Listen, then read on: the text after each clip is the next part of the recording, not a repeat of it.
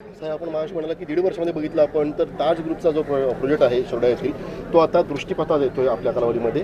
आणि त्याच वेळी आपण अशी घोषणा केली आज देवगडमध्ये की भविष्यामध्ये ताज ग्रुपच्याकडनं आपण शब्द घेतलेला आहे की देवगडमध्ये सुद्धा ताज ग्रुपचा एक तारांकित प्रकल्प इथं येईल. असे प्रकल्प येत असताना इन्व्हेस्टर्सना एक पोषक वातावरण लागतं, जे वातावरण कुठेतरी हे विरोधक बिघडवत आहेत, त्यांना तुम्ही काय सांगाल? बघा, एक लक्षात घ्या, विरोधकांनाही सांगेन, राजकारण करण्याची ही वेळ बिलकुल नाही.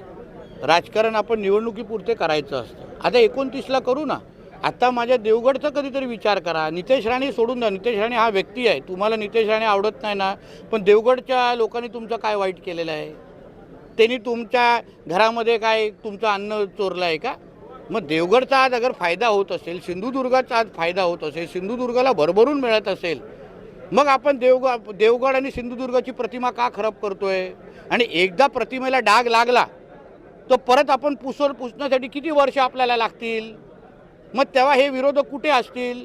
आज सिवळला हे लोकांनी विरोध केला, सिवळ झाला नाही. आज त्या जमिनीवर काय होत आहे? तिथे कुठलं प्रदूषण होणार होतं सांगा तुम्ही मला? कुठला धूर निघणार होता? तो का औष्णिक प्रकल्प नव्हता, अणु ऊर्जा प्रकल्प नव्हता.